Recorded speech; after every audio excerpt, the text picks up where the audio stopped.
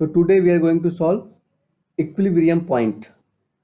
The question is, given an array A of n positive numbers, the task is to find the first equilibrium point in the array. Equilibrium point is an array is a position such that the sum of elements before it is equal to the sum of elements after it. तो let's take example. अभी हम लोग को equilibrium point निकालना है, correct. तो अभी देखो, जैसे यहाँ पे क्या दिया हुआ है, एरे दिया हुआ है 1, तो यहाँ पे एक ही एलिमेंट है, correct. Since is the only one element, hence it the only equilibrium point. तो यहाँ पे पोजीशन जो होगा 1 होगा। दूसरा क्वेश्चन, दूसरा एग्जांपल देखते हैं। तो यहाँ पे दिया हुआ है 1 3 5 2 2। तो अगर हम इस वाले पोजीशन पे देखें, 5 वाले पोजीशन पे, मतलब जहाँ पे 5 है, इंडेक्स 3 अगर देखें तो 1 2 थर्ड वाला एलिमेंट। इससे पहले आप देखोगे तो 1 + 3 कितना हो गया 4, 2 + 2 कितना हो गया 4। यानी कि इसके पहले का सम और इसके बाद का सम बराबर है। यानी कि हमारा जो इक्विलिब्रियम पॉइंट को क्या हो गया 5 हुआ। इस केस में 5 के पास हमको इक्विलिब्रियम पॉइंट मिल रहा है, बट हमको पोजीशन रिटर्न करना है कि कौन से पोजीशन पे मिल रहा है। और हमारा जो एरे है वो इंडेक्स बेस्ड है, 0 इंडेक्स बेस्ड है, बट हम लोग को क्या करना है कि एग्जैक्टली पोजीशन निकालना है। मतलब जो रिजल्ट होगा वो 0 1 2 नहीं होगा, बल्कि 1 2 3 होगा, ऐसे करके। तो बहुत ही ईजी है। Let's start. But before starting मैं बोलूँगा कि आप लोग वीडियो पॉज करके एक बार जरूर सॉल्व करने का प्रयास करें इसको। बहुत ही ईजी है।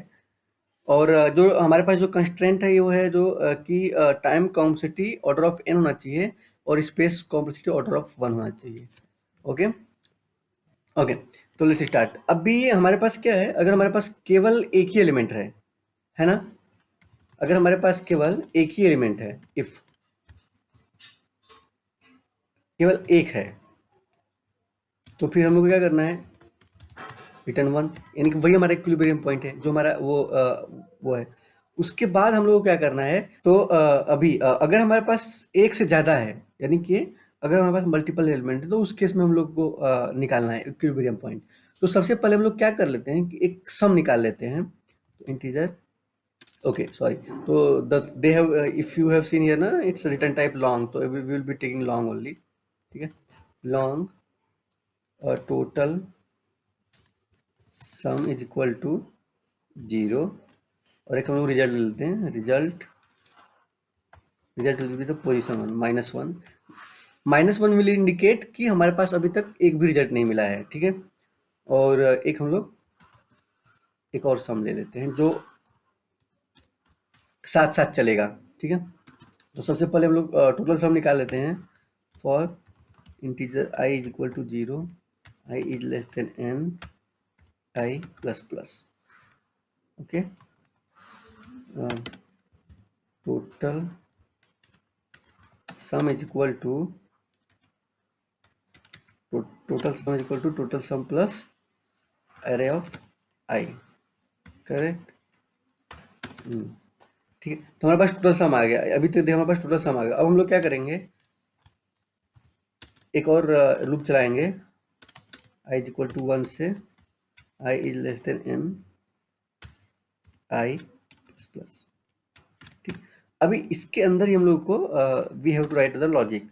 तो बेसिकली हम लोग क्या करेंगे, सबसे पहले सम कैलकुलेट करेंगे। Sum is equal to sum plus array of i। ठीक है, अब हमारे पास करंट सम आ गया। ठीक है, करंट सम के मतलब हमारे पास 3 आ गया। ठीक है, अब हम लोग चेक करेंगे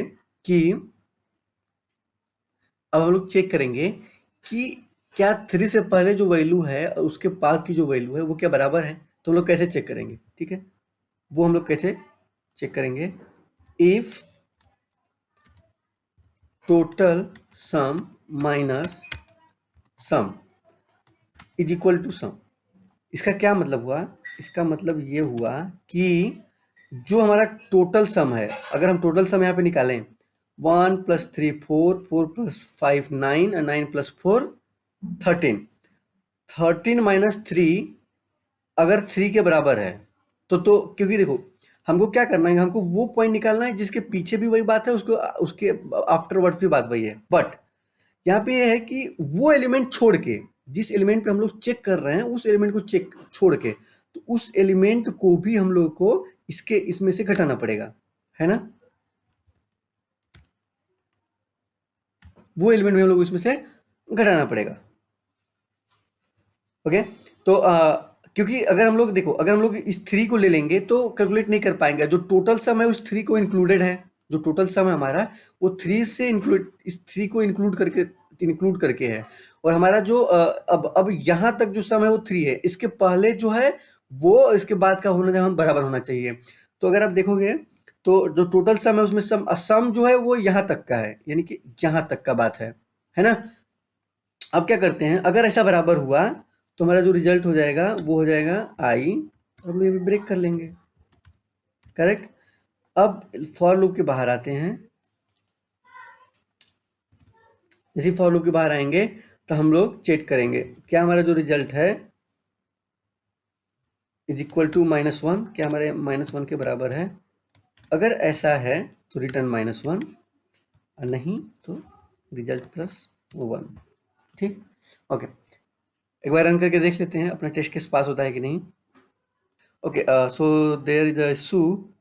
Okay, sorry, I have missed return type. So just let me return. Okay, now let me run. So there is error sum minus area of pi unexpected type required variable value. Okay, let's see what's super here. Total sum minus sum. Okay, that is also sum long only minus area of I is equal to. Okay, so here it's a small mistake. It should be equal to. Now let me run. और output is 1, तो 1 का तो 1 ही आना चाहिए, correct?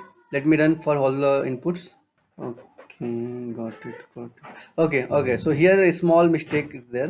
So basically when we are at element 3, so let's see, when we are at element 3, तो we have to see before it, right?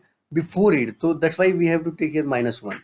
मतलब जो हमारा जो थर्ड वाला जो जिस एलिमेंट पे है उसके पहले तक का सम चाहिए, और फिर वो एलिमेंट हम लोग उसमें से घटा दिया करेंगे, correct? Now let me submit for the whole test cases। Okay, so all the test cases has been passed। तो I hope आपको आपका सोल्यूशन इसका समझ में आया होगा। एंड